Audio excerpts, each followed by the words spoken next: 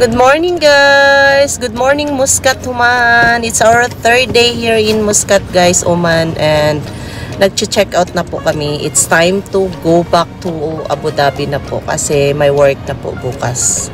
Pasukan na po. Last day na po ng holiday ngayon sa UAE. So may pasok na po bukas. So kailangan na namin umuwi kasi may may mga work na kami, sila. Tapos ngayon guys, naghahanap kami ng McDonald's para makainan namin ng breakfast bago, kasi nag-check out kami ng 9 AM in the morning kasi may mga pupuntahan pa kaming mga tourist destination dito sa City of Muscat bago kami uwi ng Abu Dhabi, like yung mga Grand Mosque nila, yung mga Opera House nila, hindi pa namin napuntahan kasi kahapon mga malalayong lugar pa yung pinuntahan namin. So, see you guys!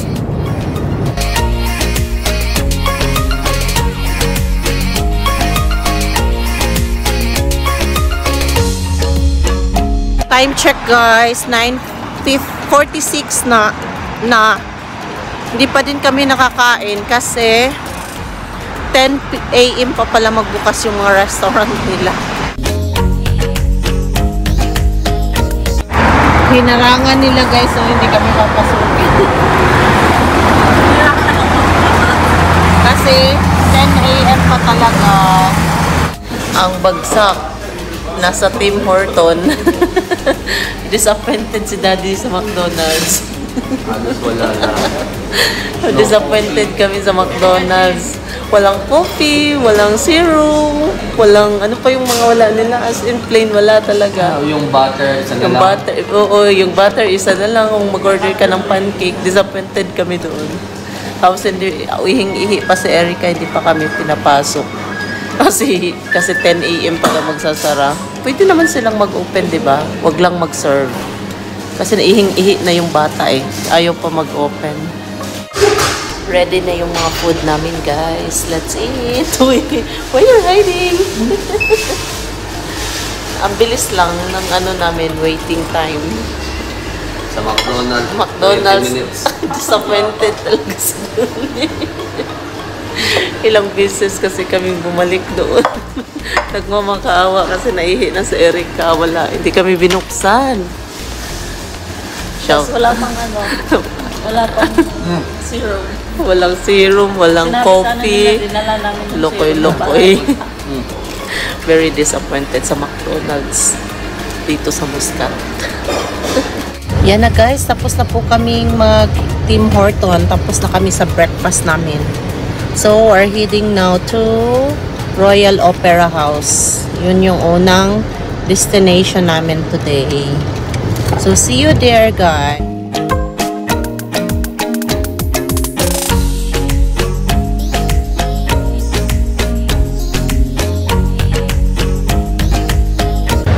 Pala niya, no?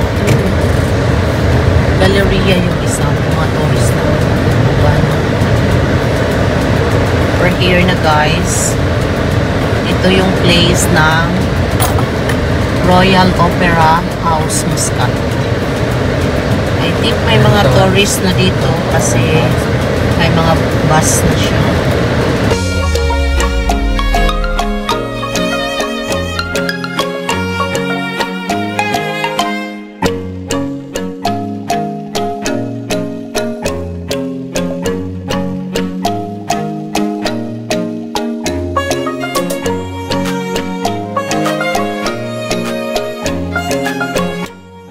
Ito yung labas ng Royal House Opera. So, ang ganda niya.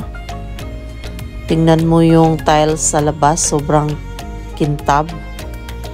Parang nakakatakot madulas dito. Sobrang linis. Halagang-alaga talaga. Tas dito, ang dami ng mga turista. Like mga white, mga taga-European. Yan, may mga tour bus na din. Nandito na kami ngayon sa Royal Opera House dito sa Muscat, Oman guys. Isa din siyang tourist spot dito sa Muscat. So pasukin na natin guys.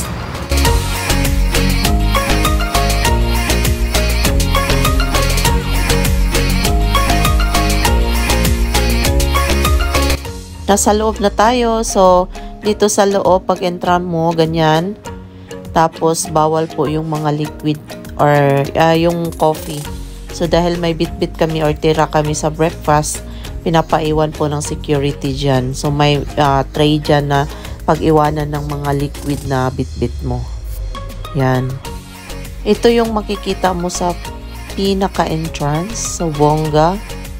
Yan kung paano ginawa yung sculpture or yung design nila. Yan. Ay. Have a good day. Here tayo, bili tayo ng ticket.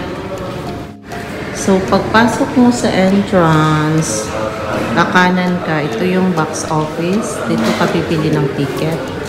So, yung binayaran namin apat is 8 real. So, it means 80 dirhams.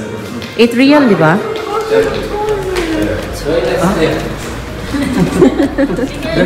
I hear you. Keep complaining. Let's go. So, nagpunta muna kami sa washroom bago kami pumasok kasi naihi yung bata namin. So, silipin na din natin yung washroom nila guys kung gaano ka kintab or gaano kalinis. Kasing linis din pa sa loob ng Royal Opera na to.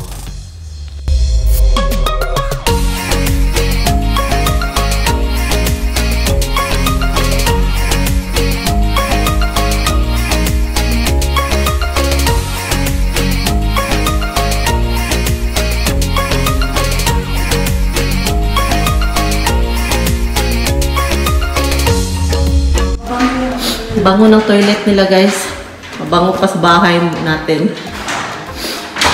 Ang linis. Yan. Yan. Linis na ba? Doon sila nag-ano. Check natin sa loob kung maganda ba. Yes. Malinis na sa tissue. Yan. Although maliit lang, pero malinis siya. Bango.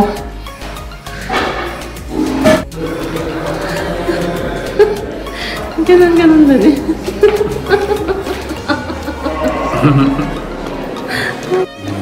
Yeah.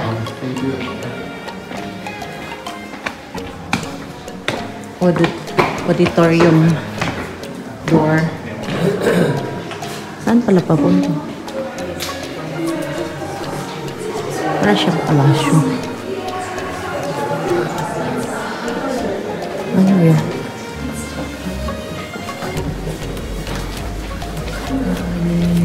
Yes, we have here guitar. It is not toys actually. It is for music teacher. It is why this is very small. It is you can take in the pocket when he travels. So that's okay. why. Yeah. When you finish, please we will go there to the table. Yeah, too small. Well, let's go. Asan siya? Here, let's go up. Let's go up, follow him. It's not hot here. If you want to sit down here, you will do. Oh, that's our auditorium. Ito na po yung main auditorium ng Royal Opera Muscat. So, sobrang ganda po siya, ang bongga. So, yung sa taas po na deck, yun, dyan daw po yung mga VIP. So, yung capacity po niya is more than 2,000 po ang pwede dito. Tapos, yung design po daw ay inspired po siya ng Sydney Royal Opera House. 2 moments later. Tapos na po kaming silip sa main auditorium. So, palabas na din po kami.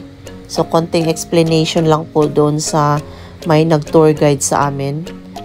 Dito sa loob ng opera mismo. Tapos, ito po yung makikita mo sa mga hallway. May mga frame. Tapos bumalik po kami doon sa may main entrance kasi hindi po namin nasilip kanina kasi naihi si Erica. So na-late po kami sa tour guide. So yan po yung makikita natin. Sobrang bongga po yung design niya. Royal Opera House. Ganyan yung design niya. Architectural designs.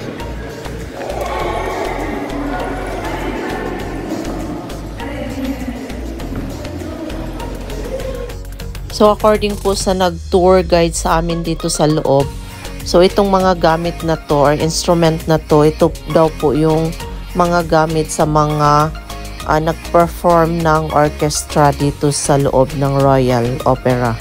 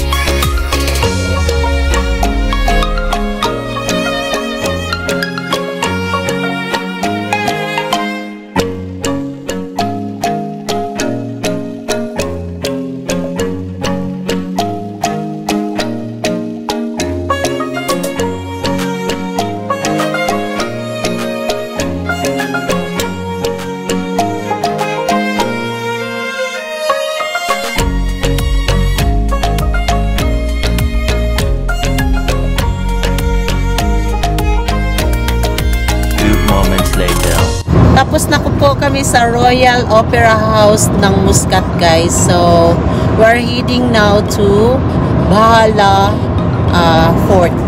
Dito din sa Muscat. So, I hope you like our video and please don't forget to Like. Erica, subscribe, and Daddy, share and hit the bell all below para ma-notify kayo sa mga bagong uploads namin. Thank you for watching, guys. Thank you for supporting us, our vlog.